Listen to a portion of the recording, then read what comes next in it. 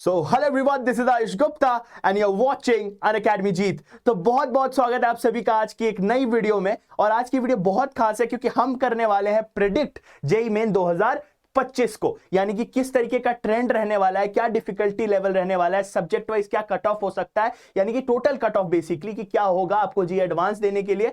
हम पिछले साल के ट्रेंड से कुछ बातें करेंगे और वीडियो में आगे बढ़ने से पहले मैं आपको कुछ चीजें क्लियर कर दूं कि एक प्रिडिक्शन है, यानी कि पिछले साल के ट्रेंड्स अलग अलग सोर्सेज से लेकर मैंने बहुत सारे डेटा को कंपाइल करा है और आपके सामने प्रेजेंट करा है, और उसके थ्रू मैं आपको बताऊंगा कि आप अपनी प्रिपरेशन को क्या टर्न दे सकते हो और क्या एक्सपेक्ट कर सकते हो 2025 से।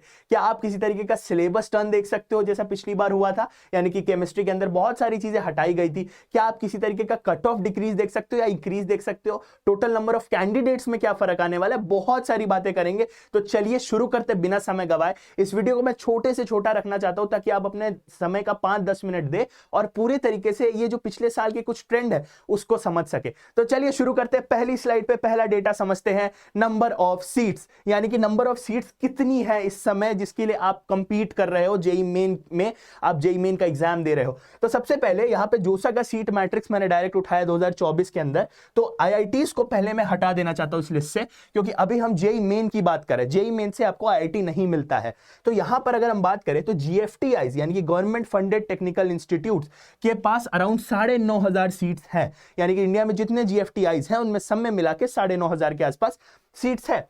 ट्रिपल आईटीज यानी कि Indian institute of information technology, Indian institute of information technology, उसके अंदर 8,500 के अराउंड सीट्स हैं, ठीक है। और वहीं पर अगर हम बात करें नेशनल इंस्टीट्यूट ऑफ टेक्नोलॉजी यानी कि एनआईटीज की, तो वहां पे अराउंड 40% सीट्स, यानी कि टोटल सीट्स का 40% अकेले एनआईटी ने रखा है, which is around 25,000 seat. 25,000 seat, 24,500 seat के आसपास एनआईटीज में है। अब इसके अंदर हम ये बात अभी तक नहीं करेंगे कि अच्छी सीटें कितनी हैं, खराब सीटें कितनी हैं। देखिए अच्छी खराब जो भी है मिला जुला के एनआईटीज में भी 25,000 सीटें हैं। अब ऐसे आप कहोगे सर लेकिन अच्छी, जहां से आपका प्लेसमेंट लग सके, जहां से आपको एक अच्छा फ्यूचर मिल सके, सर वैसी सीटें तो बहुत कम है। बिल्कुल कम है, बट अभी हम सीट मैट्रिक्स की बात करें, हम ओवरऑल बात करें। चलिए इसको थोड़ा सा डिटेल में कैटेगरी वाइज देखते हैं। सेम डेटा को, सेम डेटा है, थोड़ा कैटेगरी वाइज देखते हैं। तो यहां पर आप देखोगे तो मैंने category wise almost same data है, 23,000, 23,500 इधर आपको एनआईटीज में दिख जाएगा। आईटीज के लिए अभी बातें नहीं कर रहे हैं। ट्रिपल आईटीज में 6,000 और वहां पर से यहां 6,000। अगर आप पिछला सीट मैट्रिक्स देखोगे तो 40% एनआईटी ने ले रखा है, 30% आईआईटीज में सीट्स है, बाकी 15% यानी कि बाकी का 30% जीएफटीआईज और ट्रिपल आईटीज मिलाकर ले रही हैं। इक्वल सीट्स है दोनों में, 6,000 के आसपास, ठीक है। अब यहां पर आपको ओपन, जनरल, ईडब्ल्यूएस काफी सारी चीजें मिल जाएंगी, उनका कैटेगरी वाइज मिल जाएगा। बाद में आप बैठकर ये सारी चीजें देख सकते हो। चलिए तो ये हुआ सीट मैट्रिक्स, इससे इतना कोई आइडिया नहीं लगा। अब मेन आइडिया लगेगा कि कितने बच्चे एग्जाम दे रहे हैं, जेईई मेन का एग्जाम कितने बच्चे दे रहे हैं। ये स्क्रीनशॉट मैंने एनटीए की वेबसाइट से उठाया है और ये प्रॉपर वो नंबर्स हैं जो एनटीए ने रजिस्टर करे हैं। अब देखिए यहां पे है total number of candidate registered in January, register किया था कितना 12,21,000 बच्चों ने। अब number of candidates who appeared, देखिए रजिस्टर करना और अपीयर होना में फर्क है। कितना का फर्क आ गया भाई, 12,21,000 ने फॉर्म भरा था, देने कितने आए 11,70,000, यानी कि लगभग 1 लाख का डाउनफॉल हुआ है। यानी कि 12,21,000 ने तो भर दिया था, बट देने कितने आए अराउंड 11 लाख, यानी 1 लाख का प्रॉपर डिक्रीज आया है। वहीं पर जो अप्रैल में रजिस्टर्ड हुए थे, अप्रैल में वो कितने थे भाई 11,80,000 के अराउंड, देने कितने आए 10,60,000, यानी कि लगभग आपको कितने का ड्रॉप दिख रहा है 1,20,000 का ड्रॉप दिख रहा है। वहीं पर नंबर ऑफ यूनिक कैंडिडेट, अब मेन बात यहां से होगी, यूनिक कैंडिडेट कितने थे इसमें। आप यहां तो हो सकता है 12 लाख थे, यहां पे हो सकता है 12 लाख थे, बट उसमें यूनिक कितने थे, कुछ नए बच्चे। देखिए होता क्या है, जनवरी में कम लोग रजिस्टर करते हैं, कम इन द सेंस, देखिए आपको यहाँ पे नंबर कम दिख रहे होंगे, बट होता क्या है जनवरी में कई लोग रुकते हैं, ठीक है। और कुछ लोग जनवरी में ऐसे ही भर देते हैं, फिर जनवरी के एग्जाम देकर उनको लगता है भाई हम नहीं दे पाएंगे अप्रैल में वो वाला एग्जाम, वो अगले साल के लिए ट्राई करते हैं। तो यूनिक कितने हैं, हम रिपीट होते हैं ना। देखिए अगर मैं हूं आप है, हम दोनों एग्जाम देने चले गए, ठीक है, और हमने जनवरी में भी दिया अप्रैल में भी दिया, तो हम तो रिपीट हो गए ना। बट कोई मोहन है उसने सिर्फ अप्रैल में दिया, तो वो यूनिक कैंडिडेट में आएगा, हम सब एक एक बार ही गिने जाएंगे। तो यूनिक कैंडिडेट रजिस्टर कितने किए 14,76,000, 14,76,000 बच्चों ने रजिस्टर किया। और यूनिक कैंडिडेट एग्जाम कितना देने आए, अपीयर कितने हुए, 14,15,000। ठीक है, यानी कि यूनिक कैंडिडेट्स थे जिससे हमें काम है वो है 14,15,000, यानी कि 14 लाख बच्चों ने लास्ट ईयर जेईई मेन का एग्जाम दिया था। अब एक्सपेक्टेड क्या है, एक्सपेक्टेड क्या है, आपको क्या लगता है सर कि कितने बच्चे इस साल देंगे? देखिए, नंबर डिक्रीज होने वाला तो नहीं है, नंबर डिक्रीज होने वाला नहीं है, स्टैग्नेंट हो सकता है, उतना ही रह सकता है, लेकिन डिक्रीज नहीं होगा।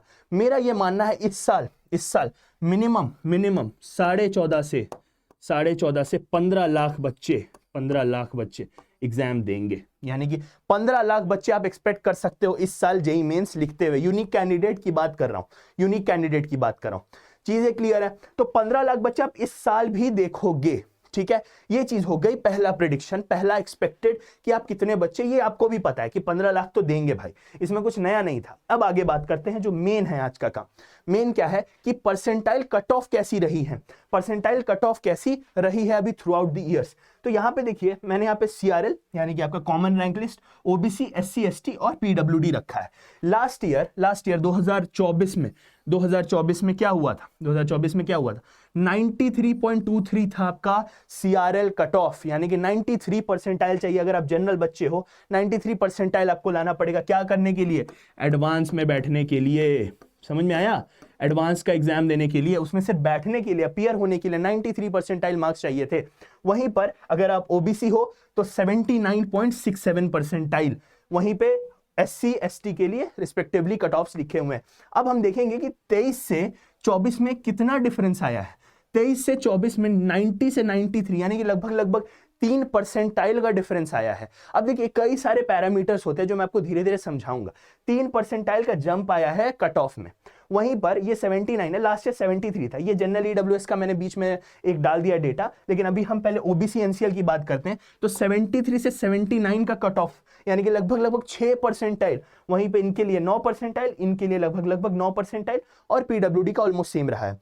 तो ये एक इंपॉर्टेंट चीज है कि जंप हो रहा है। जंप क्यों हो रहा है?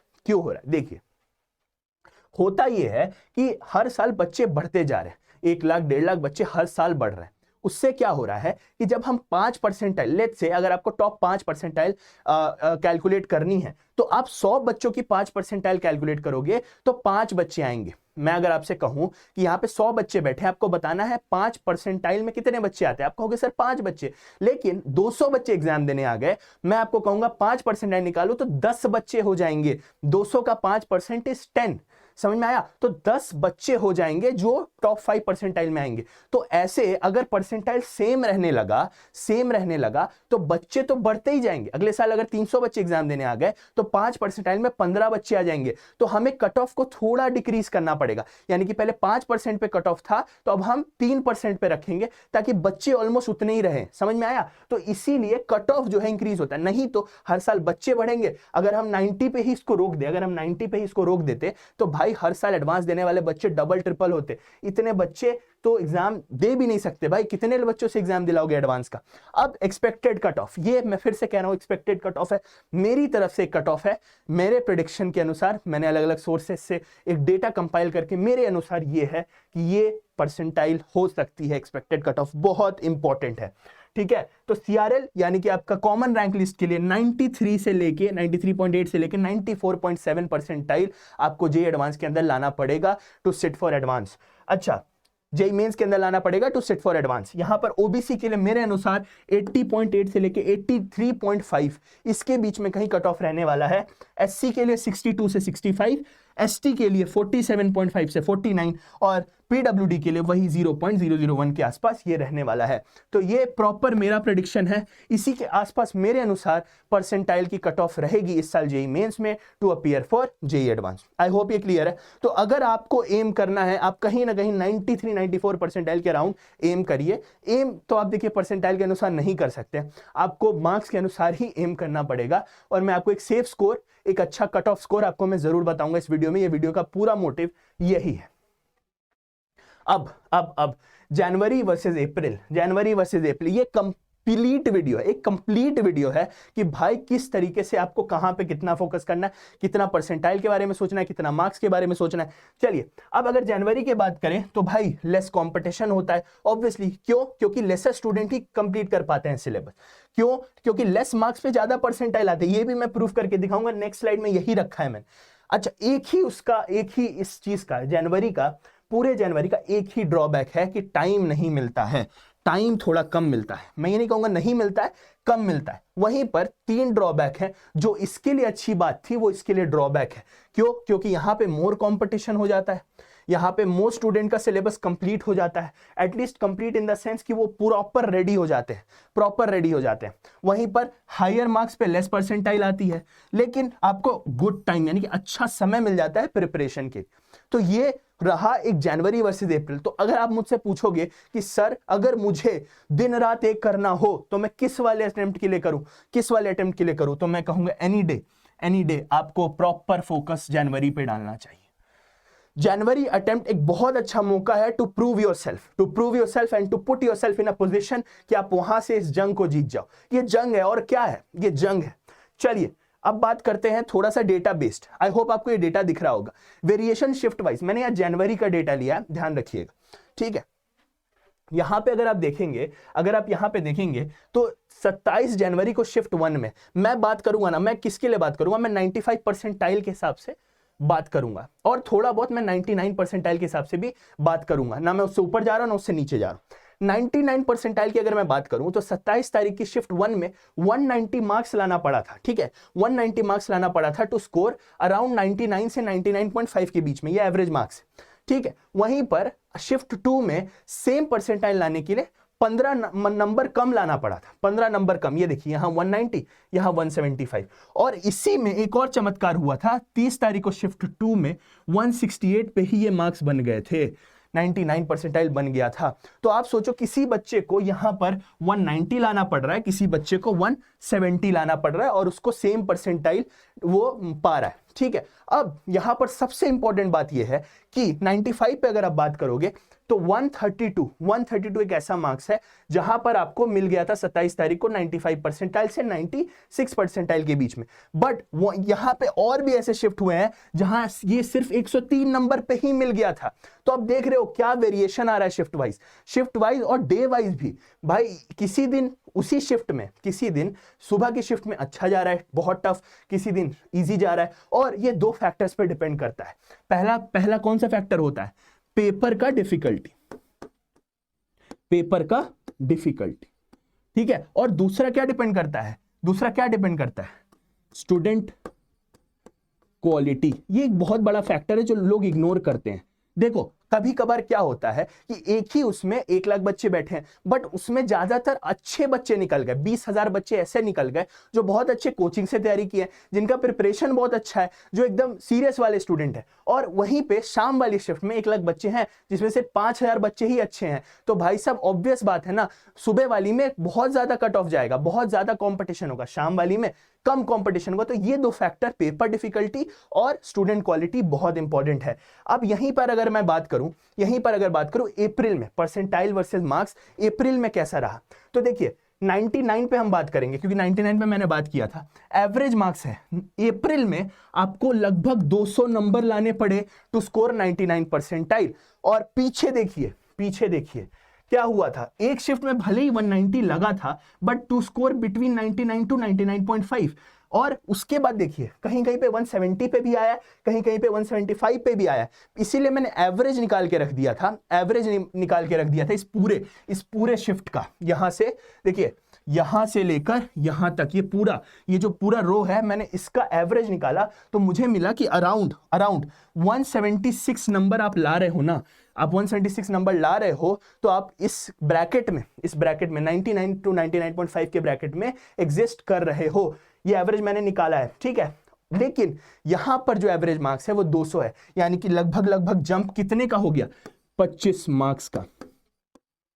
और आप एक चीज समझिए, ये 25 मार्क्स का जंप कहां हुआ है, 170 175 जैसे मार्क्स के ऊपर हुआ है। आप ये चीज समझ रहे हो, यानी कि 25 मार्क्स का जंप उतने आगे जाके 6 क्वेश्चन, लगभग 6 से 7 क्वेश्चन का ये जंप है। ये कोई ऐसा नहीं कि 100 से 125 हुआ, नहीं, ये 175 से 200 हुआ है, ये वहां का जंप है। आप समझ रहे हो, वहां जाकर 6 क्वेश्चन और सही करना, उतने ऊपर से और ऊपर जाना ज्यादा डिफिकल्ट होता है to go from 0 floor to first floor. आप ये चीज समझ रहे हो। अब आ चुका है सबसे इंपॉर्टेंट बात कि सब्जेक्ट वाइज डिफिकल्टी क्या था।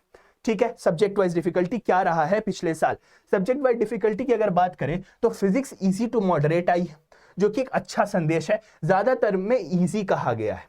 मैथ्स की अगर बात करें तो मैथ्स एक ऐसा फैक्टर रहा है, मैथ्स एक ऐसा फैक्टर रहा है जो दो तरीके से लोगों ने इसको जस्टिफाई किया, मॉडरेट प्लस लेंदी, कि चलो ठीक है सर उतना डिफिकल्ट नहीं था, इजी भी नहीं था, मॉडरेट था लेकिन बहुत लेंदी था, प्लस या फिर कुछ लोगों ने कहा है कि सर सीधा कह दो डिफिकल्ट है, लेंदी वेंदी की बातें मत करो।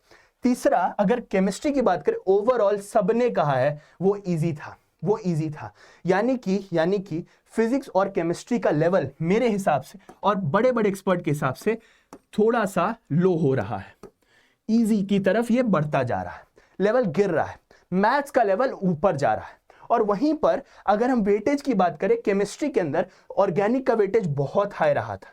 आपको पता है कि इनऑर्गेनिक का सिलेबस ठीक है, इनऑर्गेनिक का सिलेबस गिरा है ना, डिक्रीज हुआ है। आप सबको ये बात पता है। इसके कारण थोड़ा सा इनऑर्गेनिक से थोड़ा सा ध्यान हटा है, लेकिन फिर भी फिजिकल से ज्यादा इनऑर्गेनिक और ऑर्गेनिक ही पूछी जा रही है, और ऑर्गेनिक का वेटेज बहुत हाई रहा है, जहां पर फिजिकल का वेटेज बहुत कम हो गया है। तो इसके कारण केमिस्ट्री इजी हो रही है, क्योंकि अगर आप इनऑर्गेनिक ऑर्गेनिक पे फोकस करते हो तो आपका समय बहुत बचता है, क्योंकि आपको टिक करना, अगर कोई चीजें याद है, आपको एक्सेप्शंस याद है, जस्ट गिव अ टिक। आपको फिजिकल में चीजें सॉल्व करनी पड़ रही है, जिसके कारण ओवरऑल पेपर ईजी होता जा रहा है। चलिए, अब आ चुका है प्रेडिक्शन टाइम, डिफिकल्टी लेवल और सेफ स्कोर। पूरी बातें हो चुकी हैं, अब मेरी बातें सुन लीजिए। देखिए, डिफिकल्टी लेवल, जैसा कि पहली चीज मेरे हिसाब से फिजिक्स और केमिस्ट्री एज इट इज आएगी, एज इट इज, यानी कि क्या होगा सर, क्या होगा, इजी। ठीक है, लेकिन वहीं पर मैथमेटिक्स मेरे हिसाब से लेवल हार्ड रहेगा, यानी कि डिफिकल्ट की तरफ आएगा, या इसको कहिए लेंदी। लेंदी अपने आप थोड़ा सा चीजों को डिफिकल्ट की तरफ ले जाता है। जहां पर पेपर लेंदी हो गया, यानी कि आपको जहां पर एक पेज में नहीं 3 पेज में सोल्यूशन आ रहा है, चीजें डिफिकल्ट हो जाती हैं। ठीक है, अब एक सेफ स्कोर 2 चीजों में बताऊंगा कि आपको सिर्फ कट ऑफ पार करना है, सिर्फ कट ऑफ पार करना है कि कितना मार्क्स लाए सर कि कट ऑफ पार हो जाए। 110 मेरे हिसाब से 110 से 120 एक बहुत सेफ स्कोर है, कीपिंग इन माइंड कि कंपटीशन बढ़ता जा रहा है। आप पिछले साल के ट्रेंड भी देखेंगे तो ये दिस इज अराउंड 33% मार्क्स जो कि आप ला सकते हो इजीली। तो ये कट ऑफ है to sit in what, advance. ठीक है, वहीं पर अगर बात करूं फॉर अ गुड परसेंटाइल, ध्यान रखिएगा ये सिर्फ अभी जनवरी की बात हो रही है, तो अगर आपको एक गुड परसेंटाइल चाहिए, मेरे हिसाब से 160 plus is a good percentile score. ठीक है, जहां पर आपको कुछ ना कुछ मिलने के चांस है। तो currently you should focus on scoring 160 plus in JEE main 2025। तो ये 2 प्रेडिक्शंस हो गए कि पेपर का लेवल वही रहने वाला है। मेरे हिसाब से फिजिक्स और केमिस्ट्री हल्की और इजी हो जाएगी, लेकिन मैथ्स अपना टेम्परामेंट, अपना जिद पूरा करेगा, वो डिफिकल्ट और लेंदी होगा। ये मेरे हिसाब से एक प्रेडिक्शन है पिछले 3-4 साल को देखते हुए। कट ऑफ 110 से 120 एडवांस में अगर आपको बैठना है तो, और अगर आपको एक अच्छी परसेंटाइल चाहिए 160 प्लस 170 मार्क्स के अराउंड, आप एक अच्छे स्कोर पर पहुंच जाओगे। अब सब्जेक्ट वाइज सेफ स्कोर, यानी कि सब्जेक्ट वाइज सेफ स्कोर नहीं कहूंगा, आपको सब्जेक्ट वाइज क्या स्कोर करना चाहिए जिससे आपको समझ आए। देखिए, अगर आप 160 प्लस के लिए एम कर रहे हो, क्योंकि फिजिक्स, ठीक है, और केमिस्ट्री और मैथमेटिक्स, ये 3 चीजें आपके पास होंगी, तो केमिस्ट्री सबसे इजी है। आपको हमेशा ये सोचना चाहिए कि आप 80 प्लस कैसे स्कोर कर सकते हो केमिस्ट्री के अंदर। ठीक है, ये ध्यान में रखते हुए कि आपका सिलेबस सही चल रहा है, ठीक है, और आपका केमिस्ट्री एक अच्छा सब्जेक्ट है, खराब नहीं है। फिजिक्स के अंदर आपको कहीं ना कहीं 70 मार्क्स के अराउंड, ठीक है, अराउंड आपको स्कोर करना पड़े। ठीक है, इतना भी डिफिकल्ट नहीं आ रहा है। एनसीईआरटी बेस्ड ज्यादातर केमिस्ट्री पूछी जा रही है। फिजिक्स में थ्योरी का अच्छा खासा वेटेज होता जा रहा है, जिसके लिए आप वापस क्या एनसीईआरटी रेफर कर सकते हो। क्योंकि मैथ्स डिफिकल्ट आ रही है, you can go for what, around 40 to 50 marks easily. मैं इसको थोड़ा और कम कर देता हूं। अगर आपको लग रहा होगा अरे sir 70 marks in physics sir क्या बोल रहे हो, तो लो भाई इसको अराउंड 60 कर लो, इसको अराउंड 60 कर लो, ठीक है। 80 आपको केमिस्ट्री के अंदर फोड़ना पड़ेगा सो दैट यहां और वहां, देखिए मैथ्स मैंने कितना कम ब्रैकेट रखा है, अराउंड आधे मार्क्स, देखिए कितना हो गया 80, 60, 140 और 40, 180। आप यहां से भी अगर स्कोर करते हो, मैं आपको 180 भी नहीं कहूंगा, 170 प्लस इजीली हो जाएगा। चलिए केमिस्ट्री में और गिरा दीजिए, थोड़ा केमिस्ट्री में और गिरा दीजिए अपने मार्क्स, कोई दिक्कत नहीं है, 5-10 मार्क्स और गिरा दीजिए, आपको 170 यहां से मिल जाएगा। तो ये आपका सब्जेक्ट वाइज स्कोर है। अगर आप कहीं ना कहीं मैथ्स में 50-55 स्कोर कर रहे हो, फिजिक्स में भी आप 50-60 नंबर स्कोर कर रहे हो, बट केमिस्ट्री में भी आप 50-60 पे अटके हो, you should more focus on what, you should more focus on what, this 80+। समझ आया?